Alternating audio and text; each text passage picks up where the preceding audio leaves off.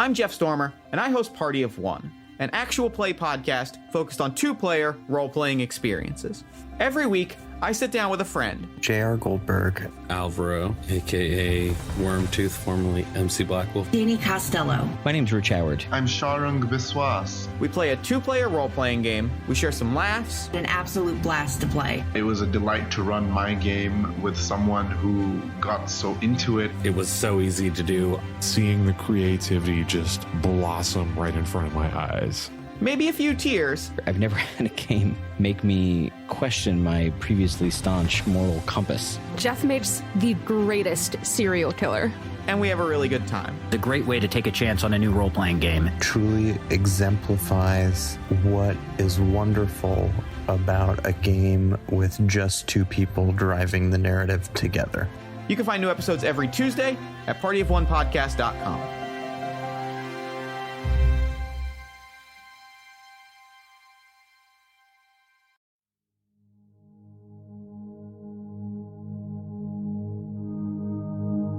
Hey people, this is Aram. Welcome back to Godsfall, a proud member of Neon Rival. Join the collective at neonrival.com.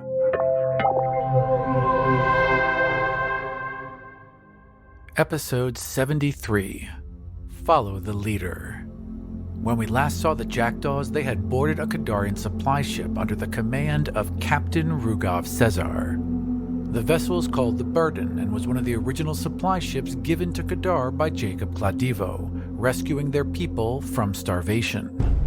After shooting Urakov in the leg for the amusement of his crew, Captain Sezer gave orders for the trio to be provided room and board, downed a considerable amount of rum, and headed back to his quarters. My name is Stephen Kropa, and I'm playing Captain Rugov Sezer. My name is Carlos Luna, and I play the 3 Jackdaws. Inshova, the 4th level human thief. Kastlik, the 4th level human ranger. Urakov, the 4th level human fighter.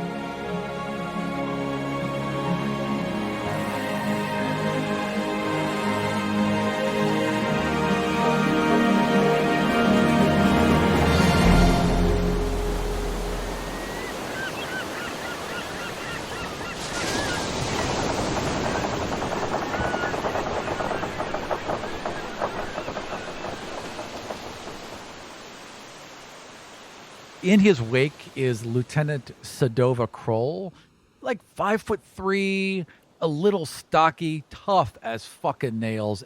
Just one of those people who does not let bullshit get past her. And she is just glaring at the three of you and clearly sees you as a burden that's been put upon her. Ah. I'll show you your quarters. Follow me.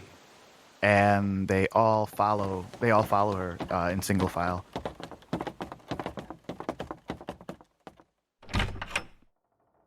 You are brought down to the hold, where there are stables in the back, a bunch of storage, several open carts, and then 3 beds set in rooms at the very, very front of the ship, and that's where you are walked to. There are 2 main doors to get in there. As soon as you get inside, both those doors are locked.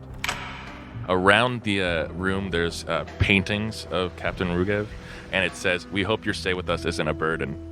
And then it also says ... ha ha ha. Oh yeah, LOL, JK. There's another painting right next to it. It's just like, because the name of the ship is the Burden. Right. No, those are all embroidered on pillows.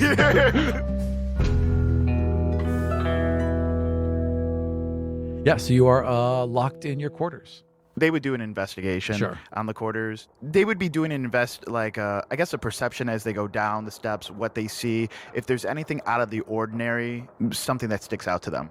Oh, it's a 7. I thought it was a 1. Oh, wow, these guys suck. Probably a 12 is the highest out of all 3 of them.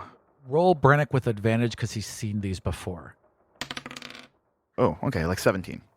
Brannick has seen these barrels of acid before. The second you walk through the storage area, even though they're kind of tucked on to the side, he knows exactly what they are. He recognizes the dwarven lettering. He knows that they're in ironwood casks because normal wood would just get eaten through. Does Brannick know this guy is not on the up and up? He knows A, those are illegal, and B, exactly what they are. They are basically forbidden anywhere outside of Gal Haldir. In that instant, when he recognizes that, almost like muscle memory, Brannick wants to like leap into action as the camera like zooms into his eye, into like his mind's eye. He tries to stand up from his seat right away, and those two hands on his shoulders just like push him down. And then he settles down and he just sits on his bed, like contemplating as the two pace back and forth.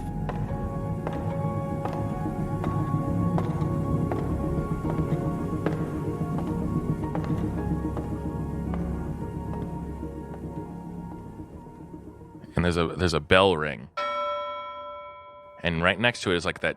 There's like a tube system. Okay. And it's a big. It's very wide, and you hear very muffled. Gentlemen, if you'd like to join me for a cocktail and for something to eat, ring twice. They look on the wall for some type of button or some type of like pulley thing, and there's like nothing there. Cup. You have to say ring, cup. And then Shova kind of like rolls his eyes, and he goes up and he's like, ring. The doors unlock, and backing into the room is Captain Rugov with a tray on. He like was a just roll. outside. Yeah, he was just outside with a roll Yeah, on. the tube is literally the size of like a Campbell's soup can, Yeah, right. going from one side of the door to the other side of the door. And he backs in and he goes, soup's on. It's not soup, but it's food, but food's on. Oh, thank you. You are quite the host. How can we ever repay you? Your cook, who you pay very well because you want your crew well fed, has now slid in behind you. Now that you've made the presentation, is actually laying out the food, carving up the meat, and doing everything while you talk. Yeah, and as he's talking, he's also kind of shooing the cook away and pretending that he's doing it. Sure. So it's like the meat is cutting, and he's just like finishing the final cut, and then he serves the plate.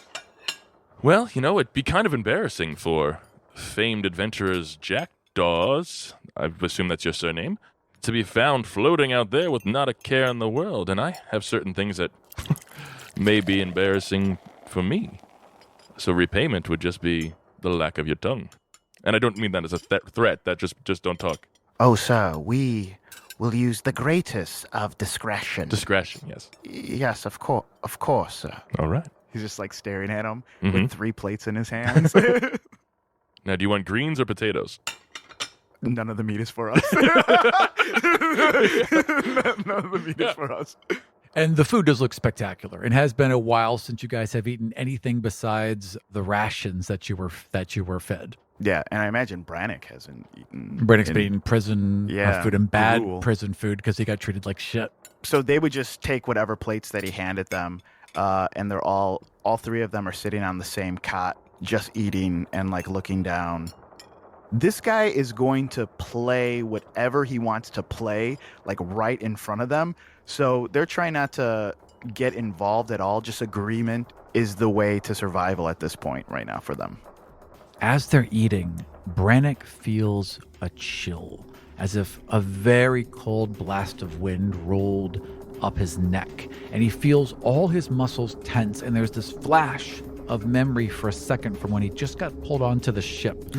And he just remembers it being so easy. Like, he didn't weigh anything. Like, he was able just to go hand over hand, and he could have just climbed up the side of the ship, he thinks, even without the rope. And it's just like this flash of strength and cold, and then it's just gone.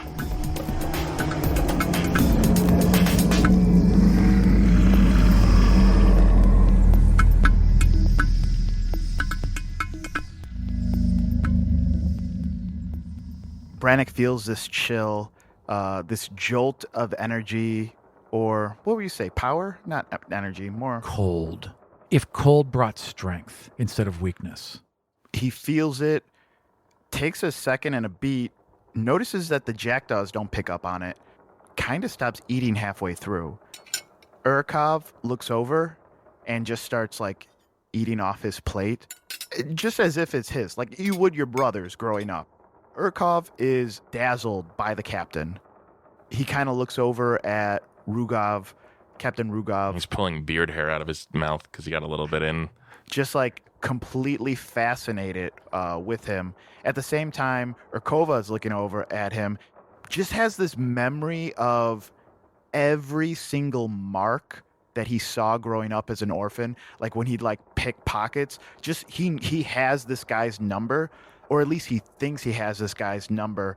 This is the type of guy that there would be a whole line of like hoodwinks and flim-flams and you know like run around tricks that he would like hustles that he can pull on this guy. And he's just like thinking back to his childhood at all the pockets that he's picked, all the dark alleys that he sent like couples down.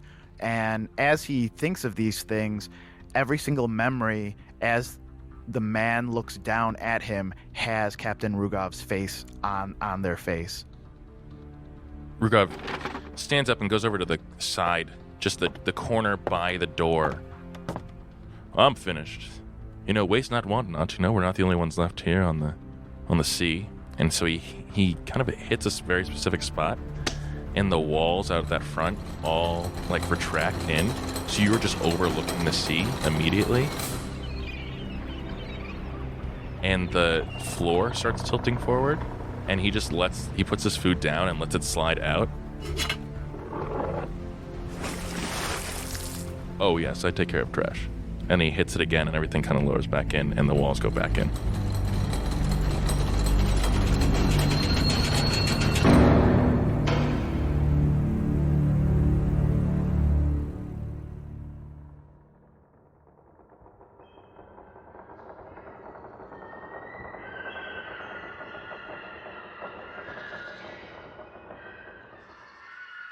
The two Jackdaws are a captive audience. They're watching, they're looking.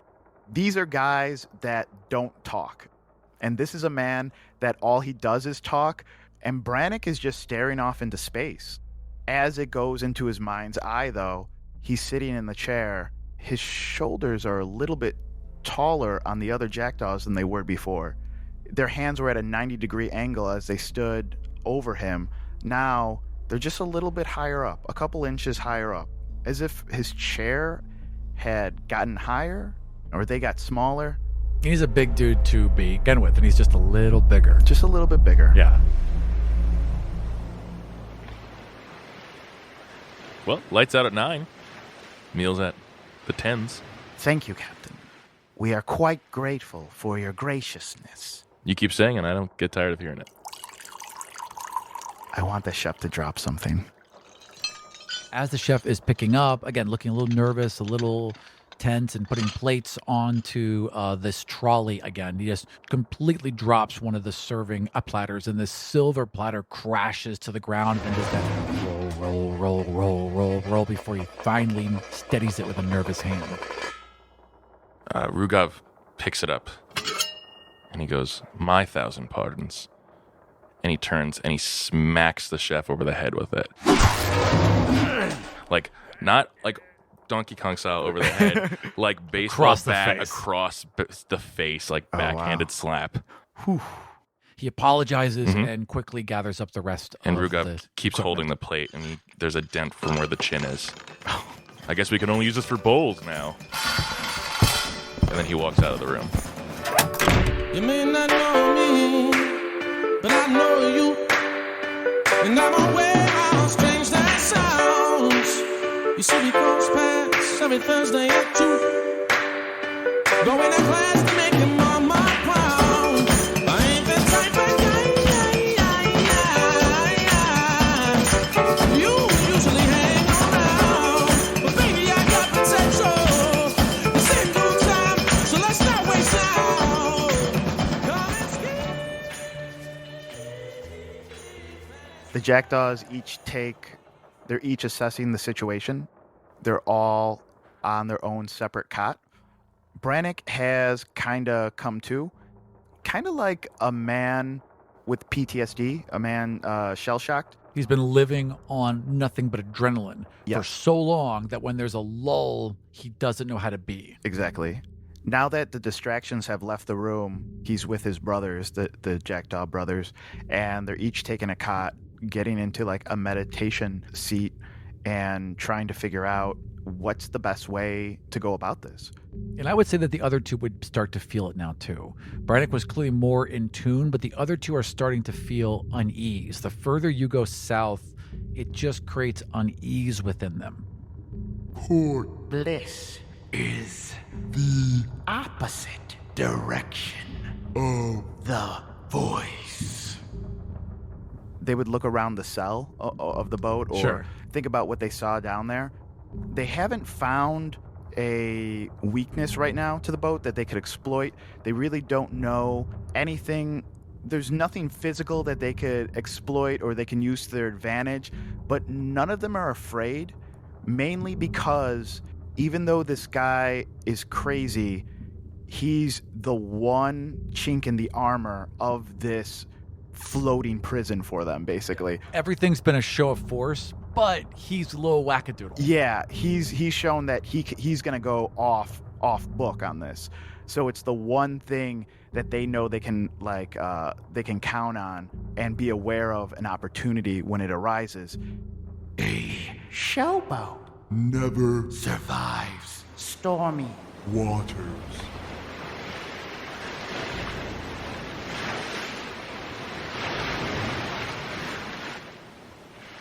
Can we hear anything in the thing, like the men? What roll perceptions. What sense do we gain from the men on the boat?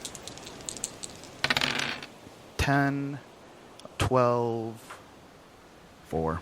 I mean, in the short period of time that you've seen them, there were no questions. No one, even when he just fired crossbow bolts at you, no one in the crew looked uncomfortable. No one looked put off. The chef is the only person who's shown any kind of fear or discomfort. The rest of the crew seemed very willing to follow whatever it is Captain Rugov does.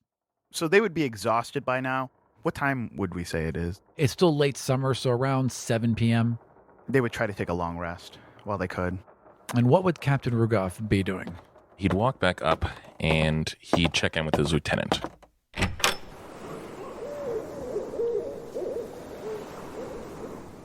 Your first officer is Nardin Polovic. Nardin Pol. I've known this guy for a long time. When you guys were just early officers, right, you would run small scams and hide a couple boxes of freight. And as you got your own ship, he's always been with you. Right. So I see Nardin already out looking out to sea, and on the banister he has a bottle of rum already there, and I take a big swig. Well, I think I put the scare in those boys. He thinks for a second, then he nods, but he doesn't seem quite as sure. What are you worried about? I'm not so sure one of them could have a scare put into him, sir. Okay. I've seen looks on men like that before. I've seen that stare. I don't believe anything would ever make that man afraid again. The big one. The quiet one. Well, here's the thing about big ones. They always sink. They certainly don't look like sailors. No. I can't wait till we put them to work tomorrow. Agreed. Still, we should keep an eye on them. I think separate them. Put one up top, one below. Agreed. Different work teams, different hours. Keep them staggered. And I think the band's due for a practice in about 2 hours. Yes, sir. We got some room downstairs next to the guest quarters. We certainly do, sir. Wonderful. Well, with that, I'll retire. The crew is yours. Have a good night. He walks stridently, and he just drops his cloak. And someone scurries by and picks it up. Smee type character. And he literally is just derobing before he gets he takes off his boots, and someone's there's literally a ball boy before his clothes, and they're just running back and forth getting it.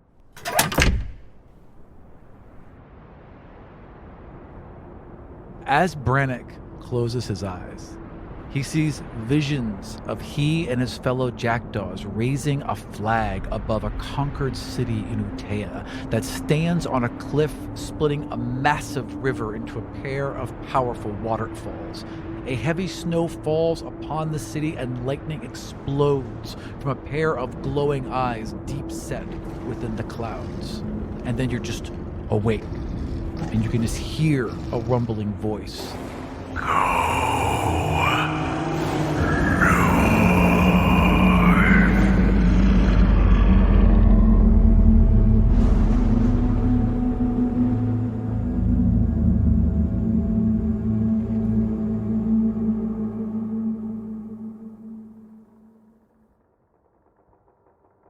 In the vision, what did it feel like? Did it feel like Victory. I wanted to be there? Oh, yes, okay. it felt like victory. It felt like a victory that Brannick had earned. So it wasn't a victory for Ani. All of Brannick's victories prior to this had always been a shared victory and as a gift to his country, to his queen. He's never kept it for himself. He's never used it for himself. That's why Brannick doesn't have an ego. If you think about like the perfect soldier, it would be Brannick. Until now. Brannick shoots up from his cot and he's just breathing heavy and he looks around and the other two Jackdaws are still sleeping. The moonlight is shining in from the window and he stares off into the distance as the moon gets like further and further away from him. He also feels as if he's getting further and further away from that victory, from the voice, from the one direction that he feels like he should have right now. Everything else has gone away. His life as he's known it has gone away, and that one thing that he wants to chase is getting further and further away. He just stares out at the moon.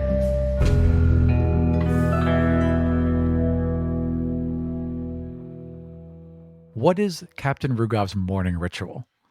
He wakes up in a chair that he fell asleep in. He never made it to his bed. He has a basin of salt water that's replenished every night that he goes over and just kind of dunks his face in. Salt water? Mm-hmm. Okay. Salt water to wake up and then regular water to wash. Yeah. But yeah. Can it be salt water from like the sea by his hometown and not even the salt water from the ocean that Yeah, he's in? of course. Yeah. He's got a couple barrels of that specific He's got very salt water. specific, and it's all in his closet and stuff like that. He just like taps it out, and like when one barrel is empty, he throws it overboard, but he leaves a note on the side of it, and the other ships know if they're going that direction to pick that up to refill it for him. Nice. Yeah. Nice.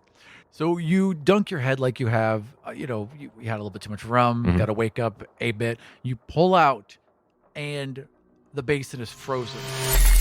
And your hands are frozen inside the water. And you pull, and you feel the chill, like kind of rolling up your forearms, and then it's just gone. And everything's fine. He puts his hands, like tries to recreate it, kind of shakes it off, makes a note to tell Sedova to check the rum, and then he just puts his clothes that he threw aside are like folded over another chair. It's already been in all there and stuff. He just puts on the same outfit and just a new blouse. It's a new thing he does every day. Right. And he walks out.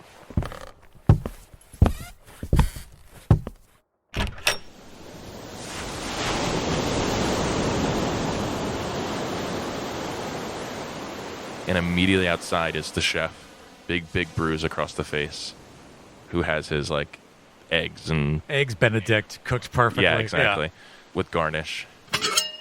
And so he takes that, and he just starts walking around and doing his rounds as he's eating.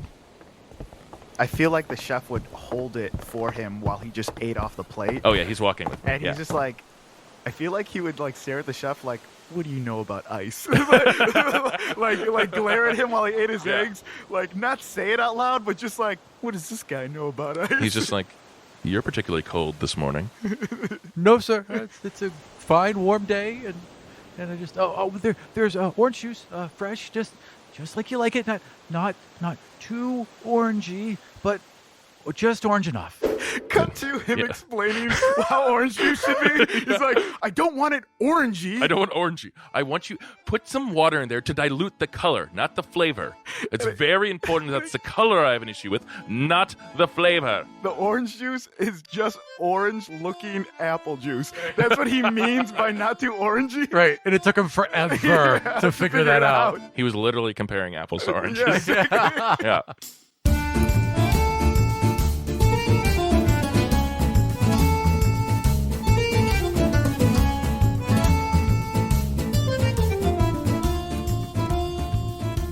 Cargo's fine, crew's fine.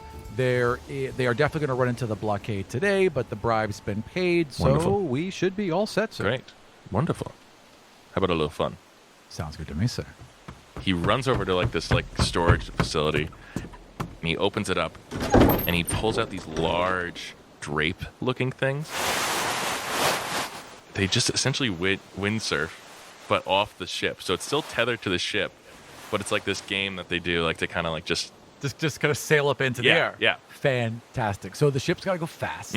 So they put full sails out, and they are just now booking. The wind's just right, and they are booking. Yeah. And the first two guys go up. Yeah. I would like you to roll dexterity saves. Let's say the crew has a +2 in general. Okay. 13 and 7. I'm convinced that Captain Rugov is a rich 8-year-old boy who made a wish the night before to be old like his dad, and he just woke up like this. Like, Captain Rugov himself is actually a well-respected leader and like captain, and he's just like, let's have some fun. And he's got like, I'm a pirate now. Yeah, he's like got this Addams family, like fucking nothing but trouble, like decked out ship or whatever. And the crew is so loyal that they're like, yeah. well, he's a little weird, but we're not going to really question him because the captain's done weirder things before. Yeah. And his dad was just like this great captain who like saved all the people's families on the ship, and they owe a life debt. But here's this little shithead 8-year-old boy who's just like, oh. Well, we'll Meanwhile, see. somewhere there's a very serious 8-year-old. Yeah.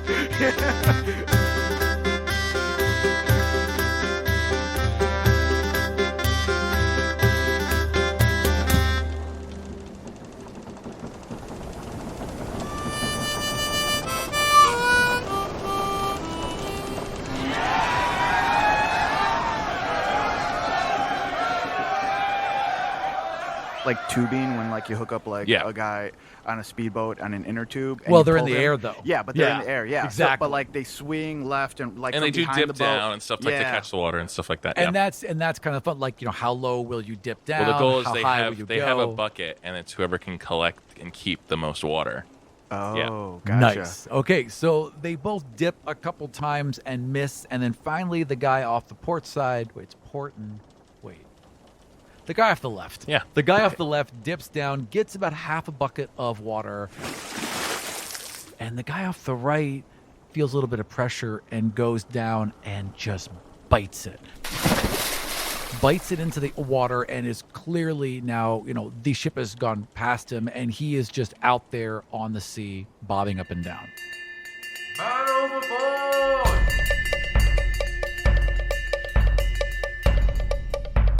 The Jackdaws wake up hearing this, and they look out the window, and they just see this guy being dragged from a rope. And all at the same time, just like a golden retriever, just like cock their head to the right and just are staring out of this like window looking at the sky. So he's being dragged. Captain Rugov takes off his coat and like puts it over the rope, and he grabs a life preserver as well, and he slides down into the water. I want an athletics roll. 9. You get almost all the way there, and you've just done this trick one too many times, and your coat just rips, and you fall about 15 feet, bam, and you hit the water. So you're about 20 feet from him right now. And you hear a bunch of shouting on the ship. Bells are going off. The sails are already being pulled in, and you can just see the wheels spinning to bring the ship around. I want Urshova to go over to the side of the room. I want him to bang on the side that Captain Rugov banged on. It opens up that back window again, and then the decline starts happening. Right. And I want him to jump out and try to save the captain. I would like you to first roll intelligence to make sure you can remember exactly where that spot is. 11 or higher. You just need a +1. You hit a spot, the front opens.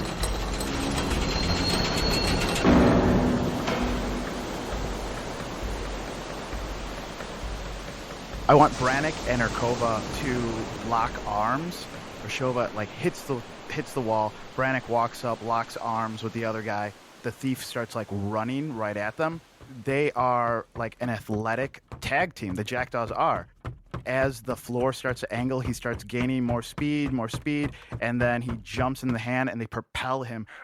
So what he's trying to do is grab that rope that guy's being dragged from.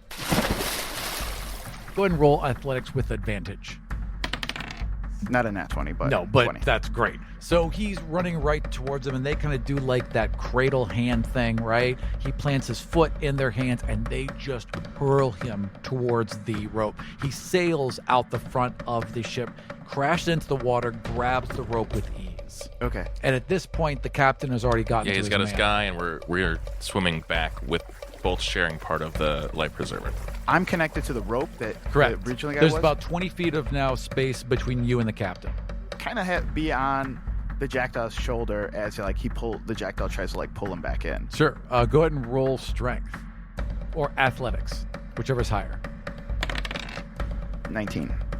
One of the Jackdaws comes running out, does his perfect dive into the water, grabs the rope, kicks over, and is just with such strength and determination swimming straight back towards the ship and easily dragging the two of you along with him. He looks back to his man who's lost in the water and kind of goes like, well, get a load of this guy.